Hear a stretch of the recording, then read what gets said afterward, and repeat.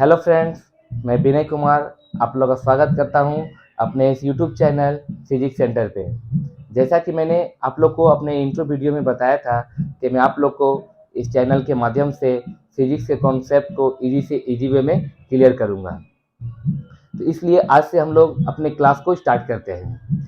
Class start करने से पहले मैं आप लोग को बताना चाहूँगा कि अगर हम लोग को किसी पर्टिकुलर सब्जेक्ट में अच्छे से डीप नॉलेज गेन करना है, उसे अच्छे से समझना है, तो हम लोग को उसके बेसिक्स को अच्छे से क्लियर करना पड़ेगा।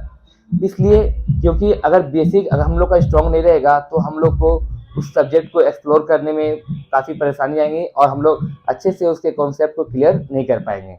इसलिए बेसिक किसी भी सब्जेक्ट का काफ़ी इम्पोर्टेंट होता है। बेस अच्छा रहेगा तो आपका आगे के लिए कॉन्सेप्ट क्लियर करने में काफ़ी अच्छे रहेंगे। तो सबसे पहले मैं बताना चाहूँगा कि इलेक्ट्रिकल इंजीनियरिंग के आप किसी भी ब्रांच को ले लीजिए, पावर इलेक्ट्रॉनिक्स हो, इलेक्ट्रॉनिक्स एंड कम्युनिकेशन हो, इंस्ट्रूमेंटेशन हो, इन सारे ब्रांच में दो टॉपिक होते हैं जो काफ़ी इंपॉर्टेंट होते हैं। वो बोल सकते हैं इलेक्ट्रिकल इंजीनियरिंग के किसी ब्रांच के लिए बिल्डिंग ब्लॉक से। पहला एक आता है इलेक्ट्रिक सर्किट थ्योरी और दूसरा एक आता है इलेक्ट्रोमैग्नेटिक थ्योरी।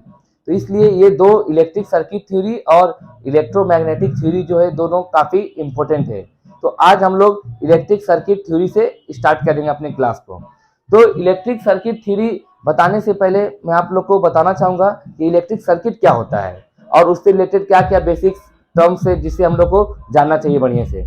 आप फिगर 1 में देखिए, फिगर 1 में मैंने एक बल्ब लिया है। इस बल्ब को मैंने वायर से कनेक्ट किया है और वायर को एक बैटरी से कनेक्ट कर दिया मैंने।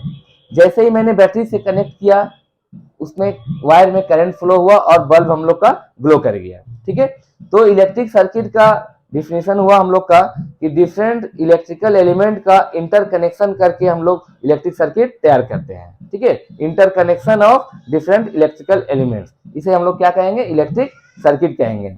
ये हम लोग का एक सिंपलेस्ट इलेक्ट्रिक सर्किट का एग्जांपल है जिसमें मैंने V वोल्ट का एक बैटरी लगाया जिसमें से I करंट फ्लो हुआ, हम लोग का बल्ब ग्लो कर गया। ठीक है, लेकिन हम लोग का जो रियल लाइफ में जो प्रैक्टिकल एग्जांपल है, हम लोग का AC हो गया, हम लोग का घर में जो रहते हैं, रेफ्रिजरेटर रहते हैं, वॉशिंग मशीन रहते हैं, ये सब का जो इलेक्ट्रिक सर्किट होता है काफी कॉम्प्लिकेटेड रहता है इसका। तो इसलिए इस कॉम्प्लिकेटेड सर्किट को समझने के लिए हम लोग को पहले बेसिक से स्टार्ट करना पड़ेगा, तब जाकर हम लोग कॉम्प्लिकेटेड से कॉम्प्लिकेटेड इलेक्ट्रिक सर्किट को अच्छे से समझ पाएंगे हम लोग। तो इलेक्ट्रिक सर्किट मैंने आप लोग को बताया कि डिफरेंट इलेक्ट्रिकल एलिमेंट्स का इंटरकनेक्शन होता है। इलेक्ट्रिकल एलिमेंट्स का मतलब हो गया बहुत सारे होते हैं, रजिस्टर हो गए, कैपेसिटर हो गए, इंडक्टर हो गए, हम लोग के डायोड, ट्रांजिस्टर, ऑपरेशनल एम्पलीफायर, बहुत सारे डिफरेंट इलेक्ट्रिकल एलिमेंट्स है। इन सारे एलिमेंट्स को कंबाइन करके हम लोग किसी भी तरह का इलेक्ट्रिक सर्किट डिजाइन कर सकते हैं।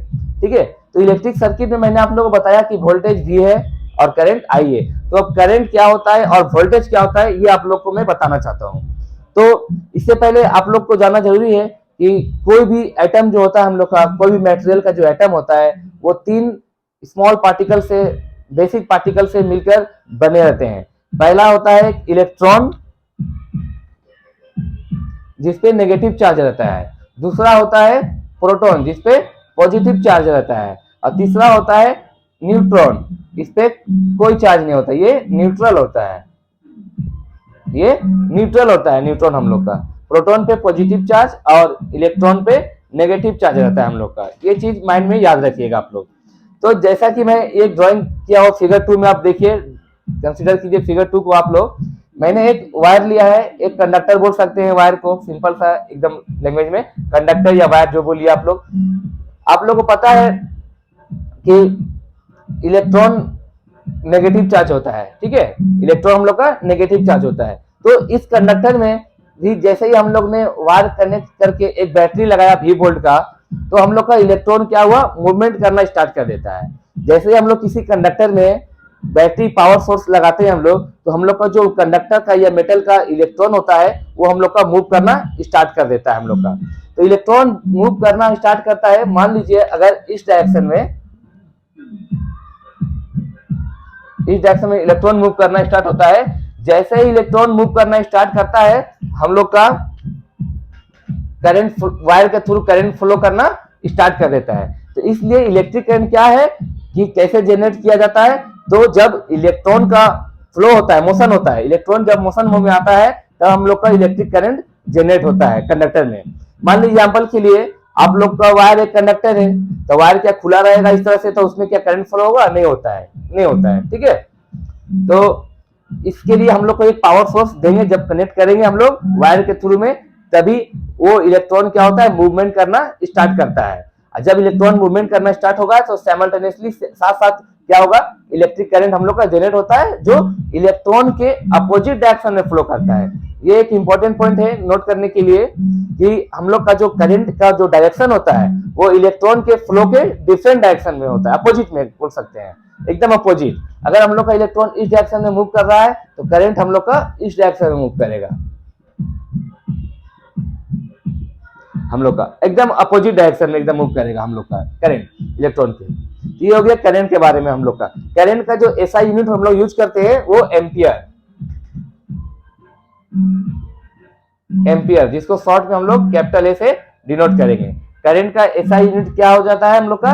एम्पियर, जिसे हम लोग कैपिटल ए से डिनोट करते हैं। तब बात हो गई करंट क्या होता है, ये समझ में आ गया। जब इलेक्ट्रॉन का मूवमेंट होता है तब हम लोग का करंट जनरेट होता है, ठीक है।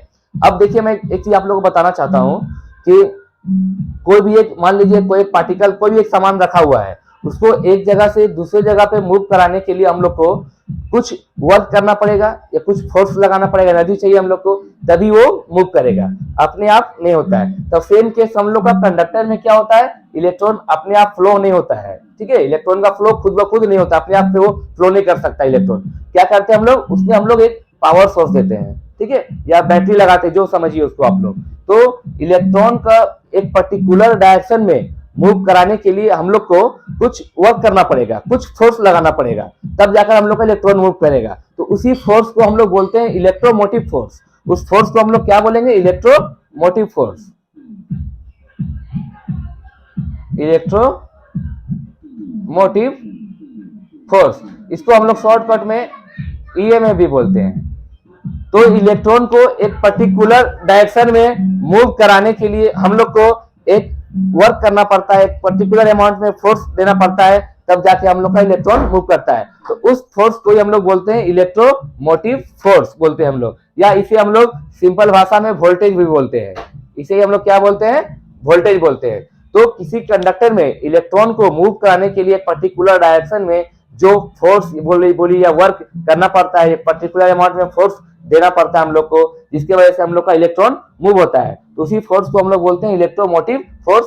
ये इसको शॉर्टकट में हम लोग ईएमएफ से डिनोट करते हैं, या हम लोग उसको वोल्टेज भी बोलते हैं, ठीक है। वोल्टेज को और भी लैंग्वेज में हम लोग पोटेंशियल डिफरेंस बोलते हैं। वोल्टेज को क्या बोलते हैं हम लोग? पोटेंशियल डिफरेंस बोलते हैं, ठीक है। वोल्टेज का जो यूनिट होता है वो एसआई में वो वोल्ट होता है।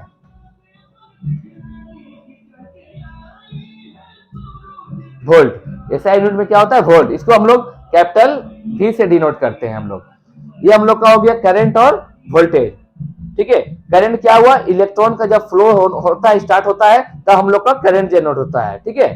अब वोल्टेज क्या होता है? जब इलेक्ट्रॉन को फ्लो करवाने के लिए जो हम लोग फोर्स बाहर से हम लोग देते हैं, सप्लाई देते हैं, तो जो अमाउंट ऑफ वर्क होता है, या फिर बोलिए उसको हम लोग जो फोर्स हम लोग अप्लाई करते हैं, रिक्वायरमेंट लगता है उस इलेक्ट्रॉन को पर्टिकुलर डायरेक्शन मूव करने के लिए, उससे हम लोग उस फोर्स को बोलते हैं इलेक्ट्रोमोटिव फोर्स या वोल्टेज। अब मैं आप लोग को बताना चाहता हूं कि करंट हम लोग को दो तरह का होता है। करंट हम लोग को दो तरह का होता है।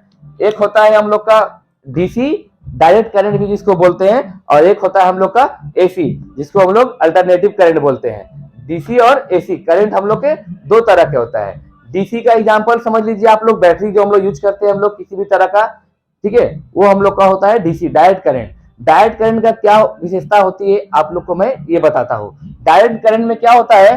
किसी भी टाइमिंग में आप ले लीजिए, करंट का मैग्नीट्यूड जो होता है, करंट जो होता है हम लोग को चेंज नहीं होता है टाइम के साथ में। मतलब जो करंट हम लोग का रहता है वो डायरेक्ट करंट में क्या होता है? वो कांस्टेंट रहता है, फिक्स रहता है, स्थिर, चेंज नहीं होगा। एग्जांपल के लिए आप 1 सेकंड में देखिए करंट का मैग्नीट्यूड मान लीजिए 3 एम्पियर यहाँ पे है, 2 सेकंड में भी 3 एम्पियर, 4 सेकंड में लीजिए 3 एम्पियर। मतलब किसी भी टाइम पे आप कंसीडर कर लीजिए, टाइम का साथ में करंट चेंज नहीं होता है। डायरेक्ट करंट में करंट उसका कांस्टेंट रहता है, फिक्स रहता है, ठीक है। इसको हम लोग बोलते हैं डायरेक्ट करंट, या शॉर्टकट में हम लोग इसे डीसी भी बोलते हैं। दूसरा आता है हम लोग का अल्टरनेटिव करंट या एसी, जो हम लोग का जो घर में जो पावर सप्लाई आता है वो एसी का एग्जांपल है हम लोग का। इसमें क्या होता है, इसका जो करंट होता है वो टाइम के साथ में वेरी करता है। अल्टरनेटिव करंट में क्या होता है, हम लोग का जो करंट होता है वो टाइम के साथ में वेरी करता है। तो मैंने time graph, time axis, time लिया है मैंने इस एक्सिस पे, और यहाँ पे हम लोग करंट को डिनोट किया। एक चीज और मैं बताना चाहूंगा कि हम लोग डीसी करंट को कैपिटल आई से डिनोट करेंगे और एसी करंट को स्मॉल आई से डिनोट करते हैं, ठीक है, दोनों में डिफरेंस समझ में आने के लिए। तो अल्टरनेटिव करंट क्या होता है हम लोग का कि टाइम के साथ में करंट वेरी करता है। फॉर एग्जांपल आप देखिए 1 सेकेंड में इसका मैग्नीट्यूड देखिए यहाँ पे आ रहा है करंट का, 1 सेकेंड में मैग्नीट्यूड यहाँ पे आ रहा है करंट का। इसी तरह अगर 2 सेकेंड में हम लोग देखेंगे, दूसरे सेकेंड में t इक्वल टू 2 सेकेंड पे, तो इसका मैग्नीट्यूड आकर यहाँ पे लाई कर रहा, ये हो गया 2 सेकेंड में, ये मैग्नीट्यूड था 1 सेकेंड पे, ठीक है। तो यहाँ पे हम लोग देख सकते हैं कि टाइम के साथ में अल्टरनेटिव करंट क्या होता है हम लोग का, वेरी करता है, मतलब फिक्स नहीं रहता है। तो ये हम लोग का हो गया एसी और डीसी। मैं आप लोग को वोल्टेज और करंट के बारे में बता चुका हूँ। एक साइंटिस्ट थे, फिजिशियन थे हम लोग का, ओम्स बोल करके, ठीक है, जॉर्ज सिमन ओम्स नाम था उनका। उन्होंने वोल्टेज और करंट के रिलेशन, क्या दोनों के बीच में रिलेशन है, उससे रिलेटेड एक थ्योरी दिए थे जिसको हम लोग ओम्स लॉ के नाम से जानते हैं। तो अब हम लोग नेक्स्ट चलते हैं, ओम्स लॉ के बारे में पढ़े समझेंगे कि ओम्स लॉ एक्चुअली क्या होता है, किस तरह से वोल्टेज और करंट एक सर्किट का दोनों एक दूसरे से किस तरह वैरी करता है या किस तरह से दोनों कनेक्टेड है, वो दोनों के बीच में क्या रिलेशन है वोल्टेज और करंट में, वो हम लोग जानेंगे।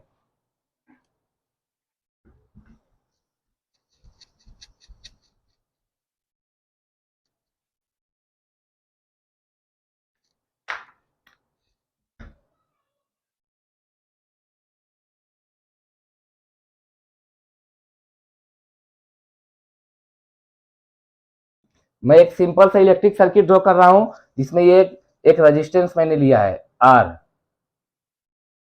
इसको एक वोल्टेज सोर्स से कनेक्ट किया मैंने भी, ठीक है, जिसमें से करंट फ्लो कर रहा है हम लोग को आई, ठीक। तो ओम्स लॉ हम लोग का स्टेट बोलता है कि जो किसी भी इलेक्ट्रिक सर्किट का टेम्परेचर या अदर फैक्टर्स जो है, ठीक है, वो अगर फिक्स रहे तो जो उस सर्किट का जो वोल्टेज होता है उस सर्किट में फ्लो हो रहे करंट के डायरेक्टली प्रोपोर्शनल होता है। तो किसी भी इलेक्ट्रिक सर्किट में ओम्स लॉ के अकॉर्डिंग क्या, ओम्स लॉ क्या बोलता है हम लोग को कि किसी भी इलेक्ट्रिक सर्किट के में जो वोल्टेज होता है उसके उस सर्किट में फ्लो हो रहे करंट के साथ में डायरेक्टली प्रोपोर्शनल होता है।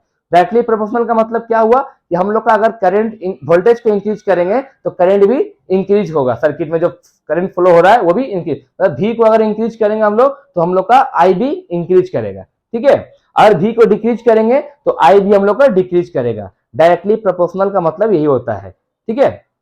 तो भी प्रोपोर्शनल आई, प्रोपोर्शनल साइन हटाने के लिए हम लोग एक कांस्टेंट देते हैं जिसको हम लोग आर से डिनोट करेंगे, आया। तो हम लोग को ओम्स लॉ के अकॉर्डिंग क्या हो गया, आई आर, भी equals to I R. Proportional sign हटाने के लिए हम लोग एक कांस्टेंट दिए आर, आर हम लोग का क्या है, कांस्टेंट है, कांस्टेंट जिसको हम लोग बोलते हैं रेजिस्टेंस। आर हम लोग क्या हो गया, कांस्टेंट है जिसको हम लोग बोलते हैं कंडक्टर का रेजिस्टेंस बोलते हैं, ठीक है। तो ओम्स लॉ आप लोग को उम्मीद करता हूं कि क्लियर हो गया होगा। अगर फिर भी किन्हीं को अगर जो भी मैंने आज बताया है voltage related, current related, AC DC current दो तरह के होते हैं, या फिर ओम्स लॉ वोल्टेज और करंट के बीच में क्या रिलेशन है, ठीक है, इस अगर टॉपिक में किसी को भी कोई डाउट हो तो मुझे आप कमेंट में लिख सकते हैं, मैसेज कर सकते हैं, ठीक है, कमेंट कर सकते हैं कि क्या पॉइंट पे आपको दिक्कत लगा नहीं समझने में, मैं आपको डाउट को क्लियर करूंगा, ठीक है। तो वोल्टेज क्या होता है, किसी भी इलेक्ट्रिक सर्किट का करंट के साथ में डायरेक्टली प्रोपोर्शनल होता है, मतलब करंट इंक्रीज करेगा तो वोल्टेज इंक्रीज करेगा, करंट वोल्टेज डिक्रीज करेंगे तो करंट भी हम लोग का डिक्रीज करेगा, सेम दोनों एक जैसा करेगा दोनों, ठीक है। डायरेक्टली प्रोपोर्शनल का मतलब यही हुआ।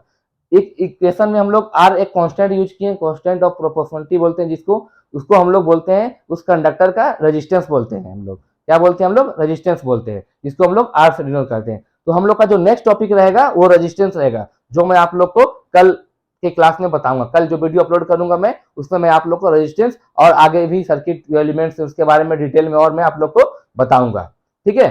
ये जो ओम्स लॉ हो गया हम लोग का, ये इलेक्ट्रिक सर्किट थ्योरी को स्टडी करने के लिए बहुत बेसिक लॉ, सिंपल से एकदम बेसिक लॉ है, ठीक है। इसलिए ओम्स लॉ को आप अच्छे से समझें। कोई अगर डाउट लगता है इसमें आप लोगों को, तो आप मुझे कमेंट में बता सकते हैं Ohm's law related. Ohm's law related कोई भी अगर किसी को डाउट हो तो आप मुझे कमेंट में कर सकते हैं। आज तक के लिए इतना ही। जो भी मेरा वीडियो देख रहे हैं, अगर आपको अच्छा लगे मेरा वीडियो, तो आप लोग इसे सब्सक्राइब कीजिए मेरे चैनल को, और अधिक से अधिक शेयर कीजिए, ताकि अधिक से अधिक स्टूडेंट को इस चैनल के थ्रू फिजिक्स को अच्छे से आसानी से समझने में फायदा हो सके। जय हिंद, वंदे मातरम।